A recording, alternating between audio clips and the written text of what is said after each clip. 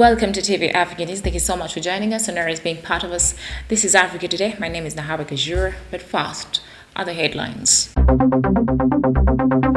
President Gauteng 70 is set off to United States of America to deepen ties.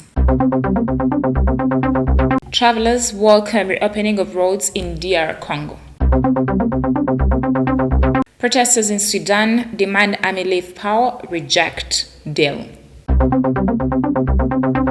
In our sports news today, Kenya's Maasai Olympics swapping lion hands for medals to display prowess.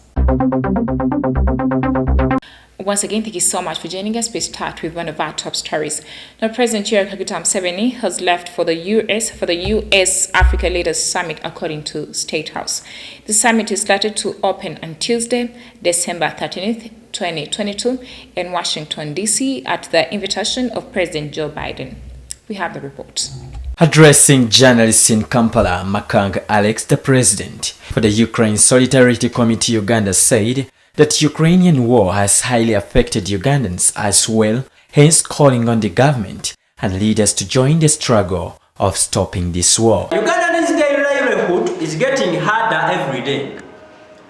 We call upon leaders to join the struggle to put an end to the war in Ukraine. The war has affected us so much. We all agree with us, we all agree with me, that our livelihood on a daily basis is getting harder and harder. Many Ugandans, many youths of our age are failing to pay rents for their rentals where they reside from. They are failing to cater for their wives. They are failing to do things. You get? All it's because of what's happening, the plight of the people around the globe. Makanga blames the high costs of living and the escalating prices of goods and services in the country on the war, saying this should be addressed as soon as possible. According to the Food and Agriculture Organization, a United Nations agency, not only oil and wheat are affected. The prices of essential commodities rises every day. Even the most used staple food for street boys here in Uganda, Rolex, are shaken in size. It has reduced in size. It has been like that because the price of wheat has increased, the price of wheat flour has increased, oil, cooking oil has increased, charcoal, so the price of fuel has increased. He further expressed concerns over the increasing criminality in Kampala and the metropolitan areas, which he attributes to KCC's smart city policies, in which the hawkers and vendors were forced to vacate the city. There is an increase on the crime rate. Robbery, theft, as many youths find it difficult to earn a living.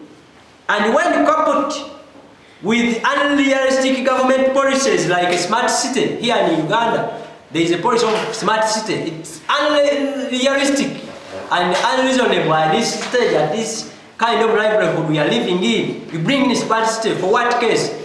How will you be with a smart city? But when those whom you are chasing from the city are going in the outskirts and they start robbing people, killing people, and you at the expense of a smart city. As we draw close to Christmas festivals, Makanga demands for vendors, borders, hawkers and other businesses to be allowed to work without disturbances from the city authorities. For this festival period, vendors and hawkers be able to work as they used to do, to put their things on the street so that they can at least get something for their families to enjoy the Christmas.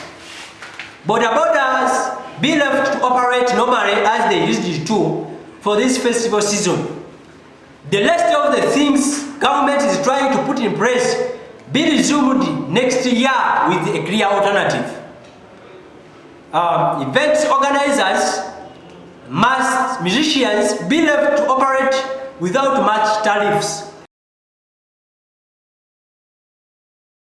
It should be noted that today marks 292 days since Russia invaded Ukraine, destroying thousands of lives, cities, schools and buildings. This has left many economies crippling, Uganda inclusive. Away from that, the Ukraine Solidarity Committee Uganda has called upon the government of Uganda to join the struggle to put an end to the war in Ukraine. Now, the call was made by Makanga Alex, the president of the association, while addressing the media as they prepare to celebrate 9 months of existence on 16th December 2022. In a statement released by the Presidential Press Unit, the three-day summit hosted by the President of the United States, Joe Biden, aims at building on the shared values and priorities as well as to foster new economic engagements. The U.S.-Africa Leaders Summit will also cover issues that include, among other topics, peace and security, strengthen regional and global health security, promote food security, as well as respond to the climate crisis. According to PPU, President Museveni recently pointed out that he is attending the summit with the aim of getting partners to cooperate within the process of accelerating the ongoing value addition of products and also expanding and diversifying the economy, citing the new industry of designing and manufacturing of electrical vehicles like buses and cars. President Museveni will use the summit to further deepen ties between Uganda and the U.S. that have in the past years been waning. The U.S. has on several occasions accused the Uganda government officials of superintending human rights violations against citizens. Africa Today takes a quick break. We shall come back with the international news.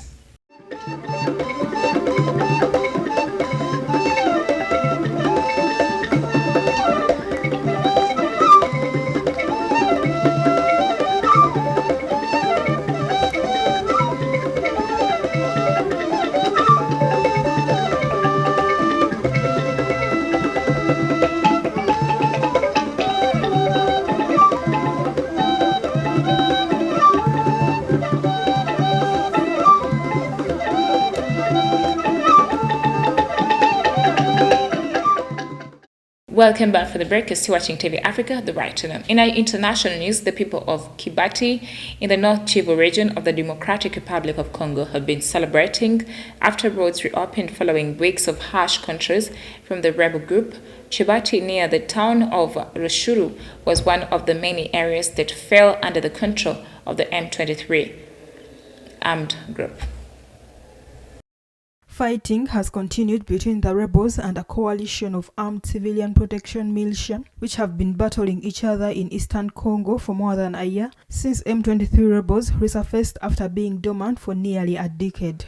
Last week, connections between the Rushuru and Goma were reopened, allowing trucks packed with products and people stuck in the region to return home. The occupied towns were subjected not only to violence but also widespread hunger, according to many who had left the area. The UN reported on Thursday that rebels in eastern Congo had killed at least 131 people and inflicted unspeakable violence against civilians. The M23 rebel group killed men, women and children in 2 villages in Rushuru territory last month, according to a preliminary investigation by the United Nations Joint Human Rights Office in Congo and MINUSCO, the UN peacekeeping mission in the country.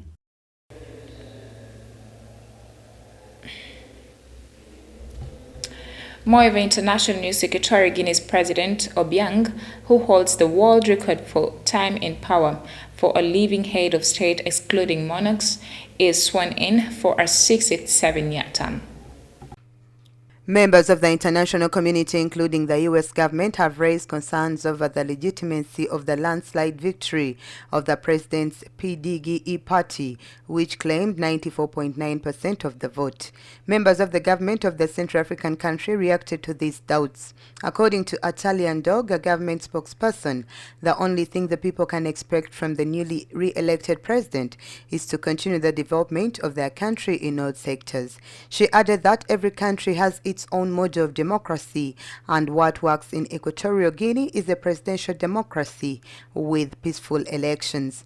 Ivita Junto, a politician, said that they are pleased that the opposition parties participated and that one of the main candidates in this election came to congratulate them. In power since 1979, Obiang was re-elected in the Central African oil country, which he rules with an iron fist and in the face of a muzzled opposition. With more than 43 years at the helm, Obiang holds the record for the longest-serving head of state outside of a monarchy. Thank you so much, your reporter. Moving on, hundreds of protesters took to the streets of Khartoum, led by the Residence Committee's group, to demand the ouster of the country's military rulers and reject a deal for the gradual transfer of power to civilian leaders.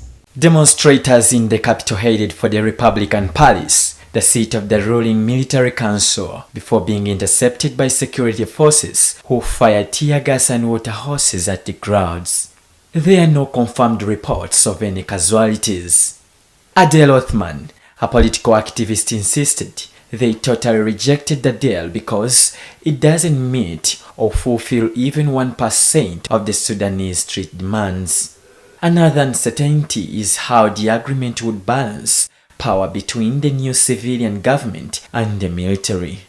According to the deal, a reformed military will form part of a Security and Defense Council overseen by a new prime minister.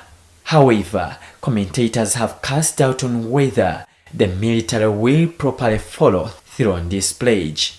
Grassroots group resistance committees have steadfastly rejected negotiations with the ruling junta.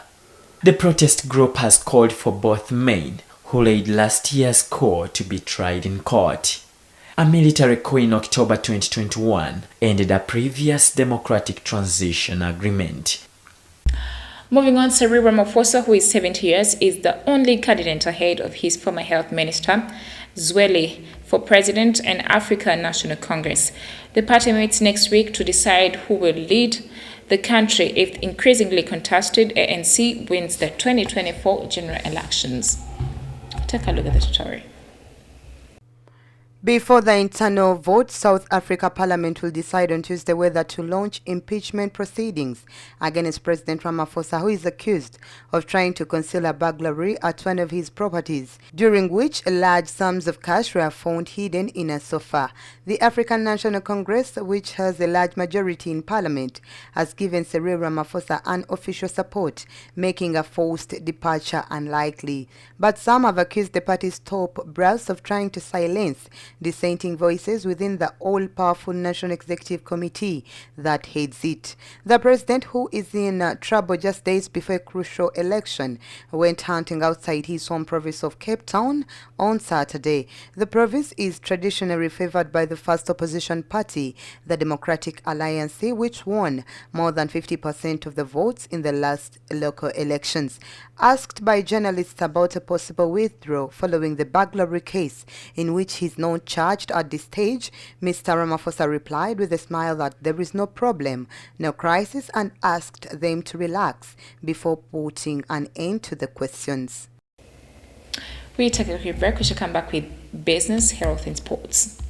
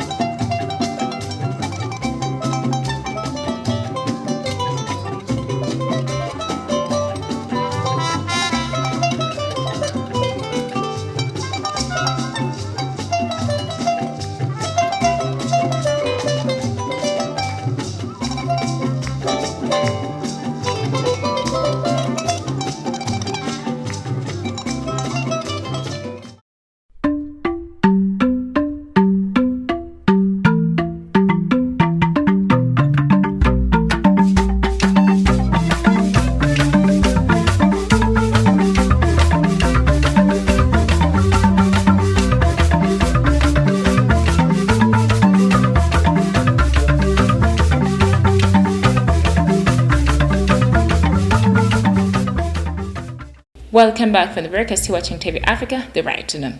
Talking matters business, French and Senegalese ministers signed agreements last week focused on youth development in an effort to strengthen cooperation between the two countries.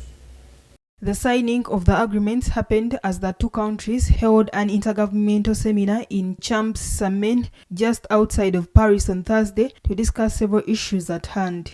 Dozens of other agreements were met as the two countries outlined major steps on their implementation. The roadmap will address issues of education, sport, and culture, economic development, sustainable agriculture, and also defense and security, as Senegal borders a Sahelian zone affected by terrorism and migration when France plans to reform its policy in this area. The last Franco-Senegalese seminar was held in 2019 in Dakar before the cycle was interrupted by the COVID-19 pandemic. France is the leading investor in Senegal and its largest trading partner.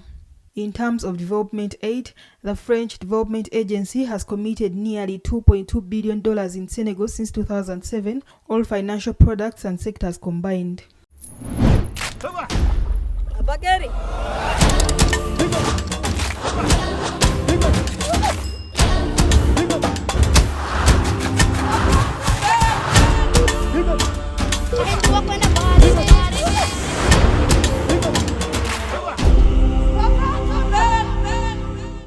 In our health news today, heavy rains during Thursday and Friday morning have provoked flash floods in parts of Gauteng province in South Africa. Take a look at the story. Due to heavy rains in Lenasia, a suburb south of Soweto, residents quickly mobilized to respond to cries for help. The rise in water levels left some residents with no choice but to abandon their homes. Many residents, mostly elderly, had to be rescued from the rising waters by members of the community. Paramedics were on site to help any victims. Some local inhabitants criticized the local authorities, saying their absence showed lack of leadership.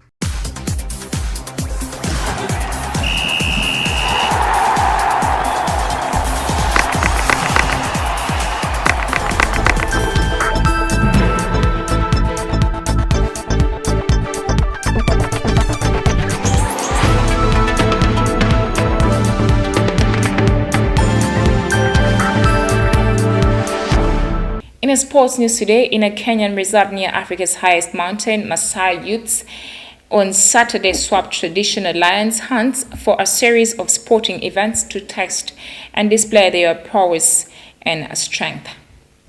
For generations, Maasai warriors had to kill a lion as part of the Olamai rite to prove their skills, identify their leaders, and attract girlfriends. But as the number of lions in Kenya plummeted from about 30,000 in the 1970s to just over 2,000 today, community leaders and conservation group Big Life Foundation created the Maasai Olympics a decade ago to replace hunting with sport. The competition in Kimana Reserve near Mount Kilimanjaro drew some 160 participants, including 40 women, and is credited with playing a stellar role in lion conservation. The sanctuary where the games are held is part of the famed Amboseli Savoy ecosystem and near the Tanzanian border. According to a 30-year-old Joseph Lekato, who has been competing since 2012, the games are a good way to preserve their lands. Thank you so much for being part of us from where we started from. Don't forget to subscribe to our YouTube channel. We should keep updating you. It is TV Africa, the right to know.